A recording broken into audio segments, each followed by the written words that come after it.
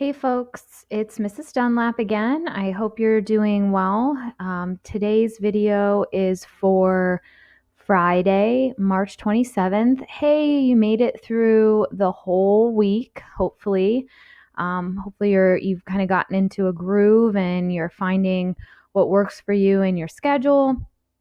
And you're able to tackle each of your classes a little bit each day with getting some personal time for yourselves and time to clear your mind and get outside and be a healthy you. So we are working on Friday's lesson in this video, and I just want to talk about a couple things, okay, since we are finishing the week.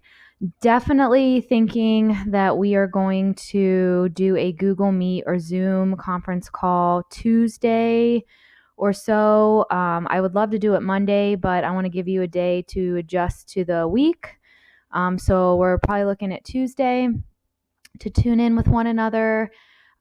Please check Progress Book. I know that I will be doing your first grade once that is turned in by tonight. Okay, this is due today, that threaded discussion 1.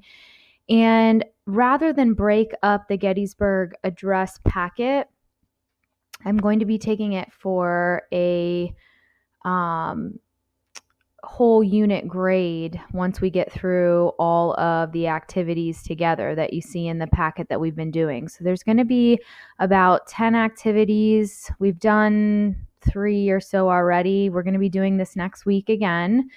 And then you'll see in Progress Book that it is 100 points. And I'm going to have you take a video flipping through the packet to show me that you did it for completion. And that's really all we're doing at this point until we get back. I just want to see that you completed the activities with me, and then I'll check in with you and your understanding through an exit ticket or possibly a quiz on the Gettysburg Address. Okay, so hopefully that makes sense. When you see that in Progress Book, why it's so many points.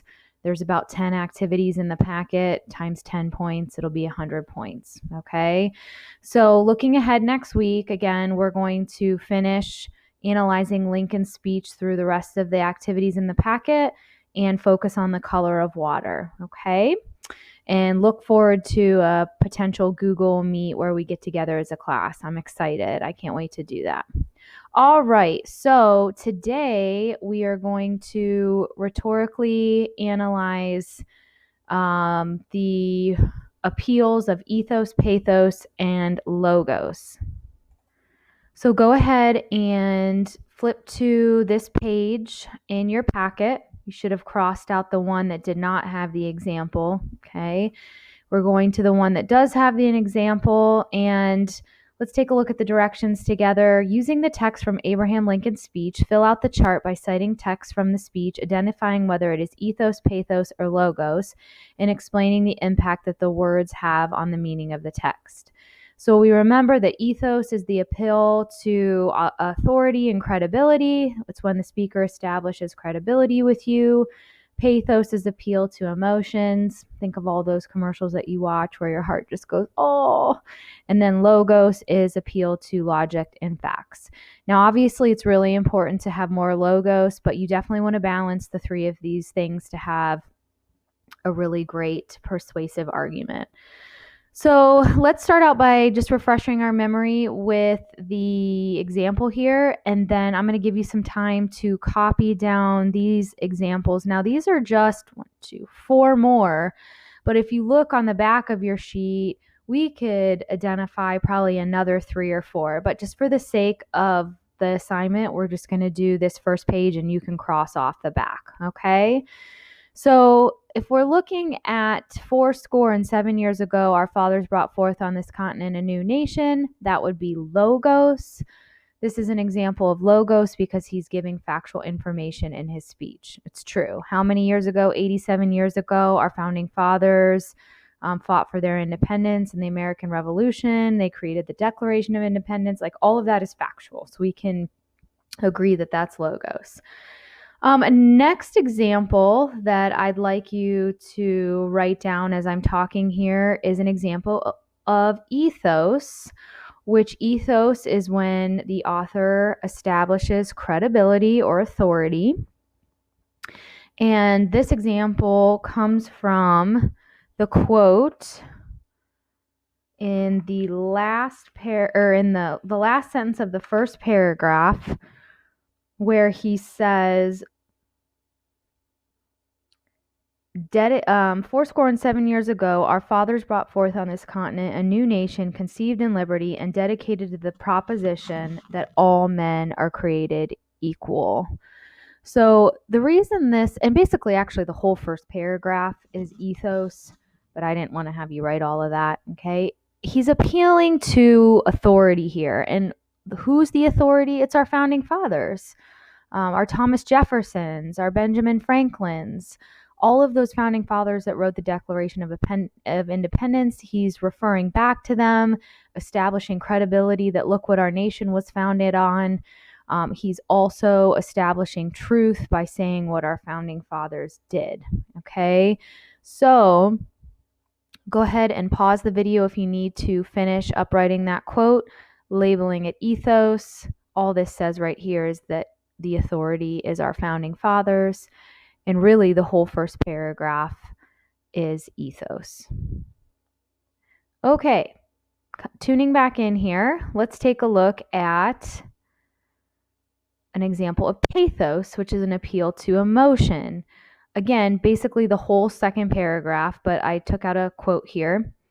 It is when Lincoln says, "We are met on a great battlefield of that war. We have come to dedicate a portion of that field as a final resting place for those who here gave their lives that the nation might live." So go ahead and copy that quote down. And how he's using pathos here is he's evoking emotion in his readers by honoring those who died in the war. It's almost like you can imagine seeing those bodies on the ground, all of that bloodshed, the flags waving in the air, the uniformed soldiers, much imagery there, establishing pathos to really appeal to us, for us to feel what that was like for those that died fighting for our country. So definitely pathos there. Those who gave their lives, they died for us so that our nation could live, so we could be free. Go ahead and pause the video there if you need to take some extra time to copy that down. Okay, next we're going to talk about another example of ethos, establishing credibility or authority. And another example of that is when he says, "It is for us, the living, rather to be dedicated here to the unfinished work, which they who have fought here have thus far so nobly advanced." Okay, I left that last part there, but it is for us, the living, us here currently, rather to be dedicated here to the unfinished work. This is when he's really rallying everybody to join the Union's cause, to honor those who have fallen, to continue their fight for them. Who fought here have thus far so nobly advanced. So let's continue advancing our purpose, fighting for all equality of men. And he does that here through ethos. So this shows Lincoln's dedication to the cause of reuniting the Union, again appealing to that authority, going back to our founding fathers and what they fought for. Let's continue to do that. And this is where he's really showing them, like, hey, I can lead you through this, that establishing credibility. I can do this. I can help our country complete this unfinished work. Go ahead and pause that there if you need to, and take some time to copy that down. All right, my last example here for you, but certainly not the last for the speech. We could probably identify 3 more, but we're going to do one more logos, and this is the very last sentence of the speech when he says,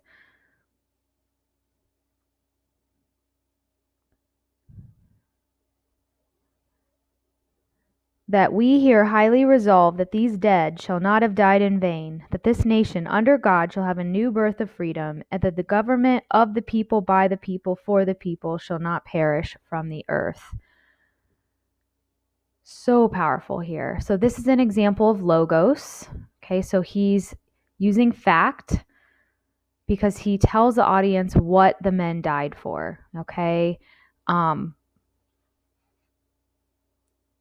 And he's alluding to here that we are a government of the people, by the people, for the people. This is something that's been founded 87 years ago. So factually, we're continuing that.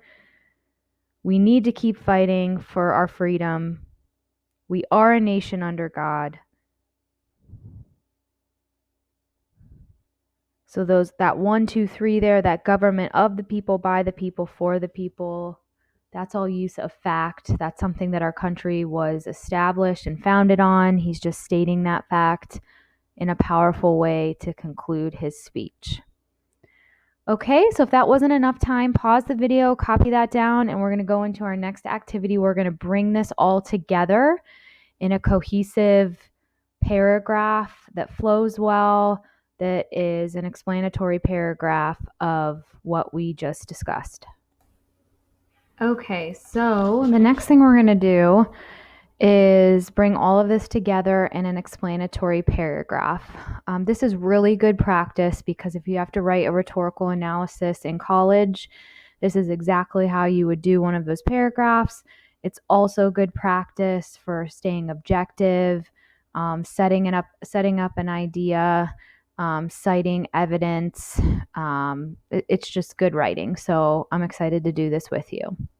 So follow along with me here and feel free to pause the video if I read too fast. Okay. And basically, I'd like you to copy down this paragraph. It looks like it's about 6 sentences, which is a good size paragraph for any analysis. All right. Abraham Lincoln's Gettysburg Address uses the rhetorical appeals ethos, pathos, and logos in multiple ways. So that's a great topic sentence right there, a great introductory sentence. Notice how I put the Gettysburg Address in quotation marks because it's a shorter work. We would not italicize it because that would be a larger work like a novel. Although his speech was only 2.5 minutes, his powerful rhetoric convinced his audience to believe in his message and to join the Union's cause in the Civil War. So I'm kind of giving some background information, okay? Pause that. You're probably going to need to pause there to copy that down, and I apologize for my chicken scratch. He uses logos, so now I'm going to go into textual evidence, okay? So this is where you would state the obvious. He uses logos, appeal to logic and facts. You could also use commas here if you don't like parentheses, to begin his speech by telling readers what the country's founding fathers did to gain independence. And that's true because if you look at your other page, you'll see that we listed that first example as logos, okay? I slipped into subjective voice by using us there, and I thought to myself, I don't want you to see that because it's not good to use personal pronouns. That's why I crossed out the us there. It's always good to say readers, one may think, people, okay? Then into the next idea here, Lincoln uses ethos, appeal to authority and credibility, multiple times to establish connection and truth to his cause. Finally, he uses pathos, appeal to emotions, to evoke emotional responses in his readers by honoring the fallen soldiers. Now, I could even get deeper with this and put exact quotes in there, but just because this said it was an explanatory paragraph, I'm kind of keeping it basic for you. But if I had you write a rhetorical analysis, I would want textual evidence that's specific. So you would go back and give me some of these exact quotes over here to back up what you're saying, okay? All of these quotes you just wrote down, all right? So make sure you get all of this written down because each page we do here is going to be 10 points apiece. I'm going to make sure you're doing well. And I hope that you guys look at this as a blessing and a gift. I could totally just say, do this on your own. But we're walking through it together. I'm helping you, I'm guiding you. And as long as you're copying down the work and getting it done, you're going to receive full credit. And that's all that I care about is what you're learning and soaking in. Okay. So, yay, it's Friday. Great job with that lesson. I tried to keep it to 15-20 minutes for you. If you're not caught up with The Color of Water, make sure you do so, and make sure you get that threaded discussion question 1 answered, as well as respond to 2 other people. Okay, I'm excited to check in with you next week. Look for kind of a Google form check-in that I'll be sending you in your email too. I want to see how your first week went. And we'll definitely make it a priority to do a Google Meet next week. Okay, guys, have a great weekend. Miss you, and I will chat with you soon.